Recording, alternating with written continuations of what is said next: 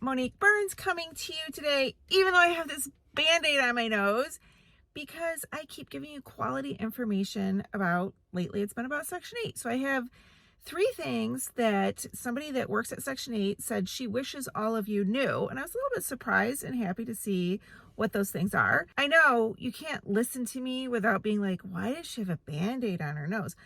I couldn't even listen to somebody with a Band-Aid on their nose. The reason is it's called the sun. And I do happen to go to a dermatologist often enough that they caught it right early enough, but there's still a crater in my face. So if you've ever had this procedure, it's called Mohs, where they get all the sun damage out and have had a crater in your face. Did it heal?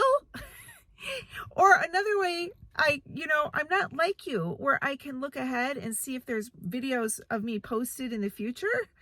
I don't know my future, but if you're watching this later, you can look at my future and see if this thing ever healed. I'm so worried, but I'm glad the problem is gone. Oh, before I go any farther, I just wanted to say it helps if you like and subscribe. You definitely want to subscribe to see my future. I would. Anyway, I'm nosy like that. Nosy, get it?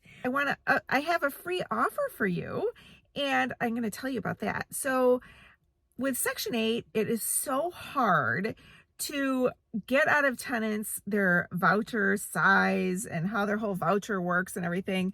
And I have, over the years, come up with a system of all the questions that I ask them so that I can figure out, is it a new voucher? Have they already used it? If it's new, there's a different set of questions I go through. If they've already been using their vouchers, there's a different set. So that's my free offer.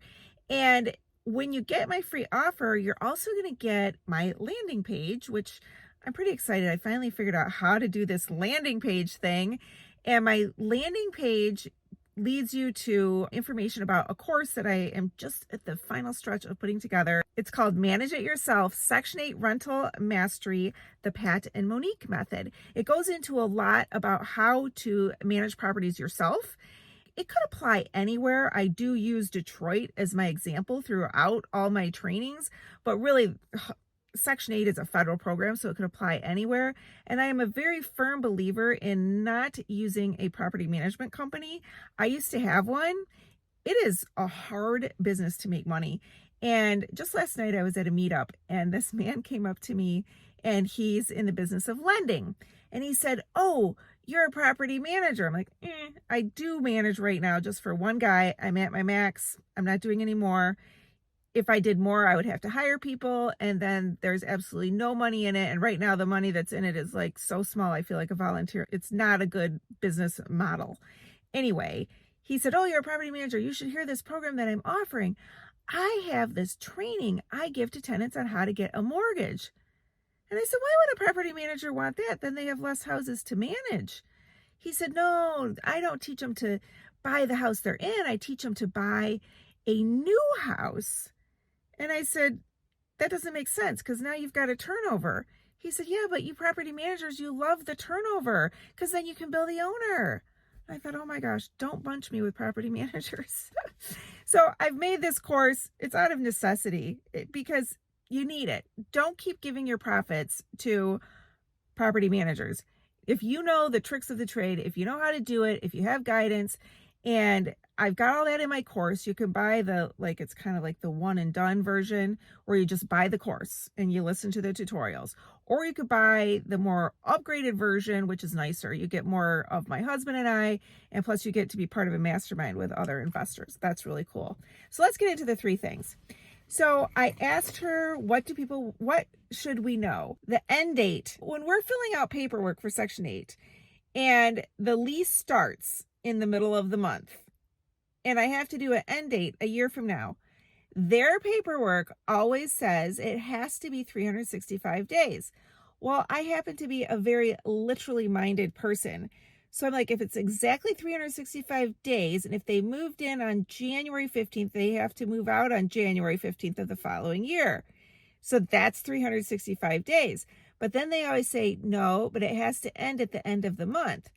And I'm like, well, that's not 365 days. That's 365 days plus the other 15. So she finally clarified it for me. It means it has to be at least 365 days. Just say the at least. Why didn't they ever tell me that? So they move in on January 15th of 2024. The move out date is going to be January 31st of 2025. So it's at least 365 days. That was one thing. Maybe that's just me. Am I the only one? Comment below. Have you ever gotten this wrong? If you've been doing Section 8, is this a dumb thing you've gotten wrong, or is this just me? I don't know. She said it. I can't be the only one. So the second one is children on a lease. They want us to list all occupants, meaning it's typically children. And she said people think that they can't put children on a lease because they're minors. But as far as Section 8 is concerned, they need them all listed because apparently people will take those same children and put them on a different voucher to get a bigger bedroom size. What? So it had to have happened, and now they require it so they can keep track of which kid belongs to which parent that's on Section 8. So don't forget to put the children. My husband and I are in the business of flipping houses in Detroit. I currently have a few of them for sale. The ones that we freshly renovated, we're always targeting a cash buyer. Right now, a 3-bedroom house that's fully done, comes with a Section 8 tenant, really easy, drama-free walk into it, is $84,000. Otherwise, I have other houses that owners have asked me to sell because they're so sick of their property manager. So those are great deals to get into too. And those ones I could do financing. So if you needed a mortgage, I've got some of those. I usually almost always have some of those. So definitely email me. And then she said the other thing that owners are never listing, and she's always on them about it, is that there are 5 utilities. Gas, we know that one. Electric, we know that one. Water, we know that one. Well, if you're like me and you're in Detroit, you don't think about sewer because sewer is part of the water bill. They're all one bill. You can't separate them. But apparently in other municipalities, that's a separate bill. I didn't know that. Can you guess what the 5th one is? Comment below if you figured out what the 5th one is. Because I'm like, is that a utility? It doesn't seem like a utility to me, but it's trash. And it's who's paying for the trash removal, not who's paying for the trash can, who's paying for the trash removal service, that comes to the house.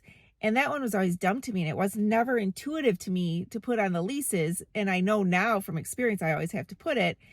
But because in places other than Detroit, and I just only know Detroit, in places other than Detroit, they have to pay for their trash removal, I guess. I don't know. I'm lucky. It's part of our taxes, but it's included in our taxes. So yes, the owner pays for the trash removal.